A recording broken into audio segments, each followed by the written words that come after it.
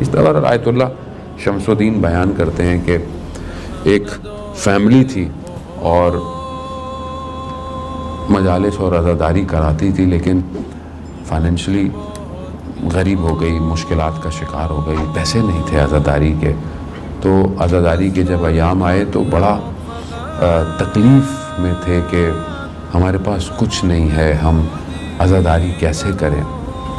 تو باپ کو خیال آیا، ایک بیٹا تھا ان کا، باپ کو خیال آیا اور باپ نے اپنی زوجہ سے یعنی اس بچے کی ماں سے کہا کہ ہمارے پاس یہ ایک ہی بیٹا ہے، کیا کریں، اس کو بیچ دیں جا کے غلام بنا کے، اور جو اس سے پیسہ ملے اس سے عزاداری کر لیں.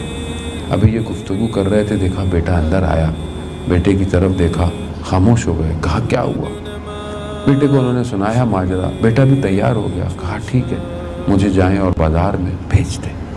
بیٹے کے سر کو منڈوایا اور باپ جو ہے وہ اسے بازار میں لے گیا جہاں پر غلام بکا کرتے تھے. وہاں کھڑا رہا، سارا دن گزر گیا مگر کوئی خریدار نہیں آیا. ایک بڑی عجیب سی حسرت سے آخری وقت تھا، پلٹنے لگا تو دیکھا ایک گھوڑے سوار آیا.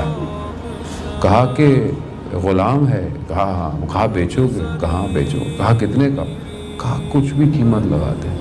کہا بہرحال اس کو ایک اچھی خاصی قیمت دی اور اس غلام کو، اس بیٹے کو اپنے ساتھ گھوڑے پہ بٹھایا اور نکلے. جیسے ہی شہر کے دروازے سے باہر نکلے تو وہ جوان مڑ کر دیکھنے لگا. تو گھوڑے سوار نے کہا کہ کیا ہوا، کیوں اداس نظر آتے ہو؟ کہا کہ جو میرا پہلا آقا تھا نا وہ بڑا اچھا تھا، بڑا مہربان تھا. تو گھوڑے سوار نے کہا کہ کیونکہ وہ تمہارا باپ تھا نا اس لیے. تو کہا کہ جاؤ تم آزاد ہو اور جاؤ اور اپنے باپ کے پاس چلے جاؤ. کہا نہیں میں نہیں جاؤں گا، پھر کہ میرا باپ یہ نہ سمجھے کہ میں اپنے اس مالک سے بھاگ کے آیا ہوں. کہا نہیں، اپنے باپ سے کہو کہ مجھے حسین نے آزاد کیا ہے.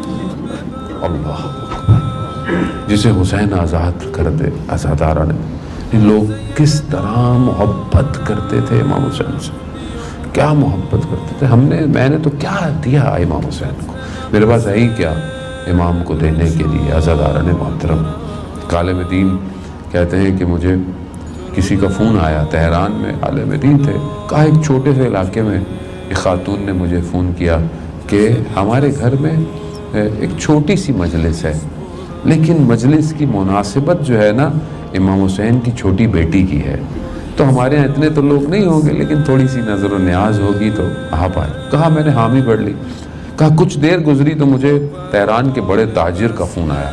کہا کہ فلانی جگہ مجلس ہے، وہاں جاؤ، وہاں جاؤ گے تو تم مشہور بھی ہوگے اور تمہیں پیسے بھی، ہدیہ بھی زیادہ ملے گا. تو کہا میں کسی سے کہہ بیٹھا ہوں کہ میں نے مجلس پڑھنی ہے. کہا نہیں اس کو چھوڑو، یہ بہت زبردست جگہ ہے. کہا میں مجبور ہو گیا، میں نے خاتون کو فون کیا کہ میں معذرت چاہتا ہوں میں نہیں آؤں. کہا میں سو گیا رات کو. کہا میں نے رات کو خواب میں دیکھا کہ اس مجلس کے کوچے میں امام حسین اپنی بیٹی کا ہاتھ پکڑ کے کھڑے ہوئے ہیں. کہا میں ایک دم بیدار ہوا، میں سمجھ گیا کہ یہی مجلس اصل مجلس ہے. میں نے معذرت کی تاجر سے اور میں کہا کہ میں ضرور آؤں گا. کہا میں جب میں دوسرے دن گیا اور جب میں نے مجلس پڑھنا شروع کی تو تھوڑے سے لوگ تھے، کچھ بچے تھے. تو میں نے کہا کہ آپ کو کیا پتا کہ آپ کے اس مجلس میں امام حسین خود تشریف فرما ہے اپنی اس بچی کو لے جا کر. عزادارہ نے محترم اس بچی کے آپ نے سلام میں مصائب پڑھے نا، یہ بچی کا بہرحال غم بہت زیادہ ہے کیونکہ روز عاشوراء اس بچی نے بہت سارے مشاہدے کیے. یہ بچی دیکھتی رہی صبح سے کہ جو گیا ہے وہ واپس نہیں آیا.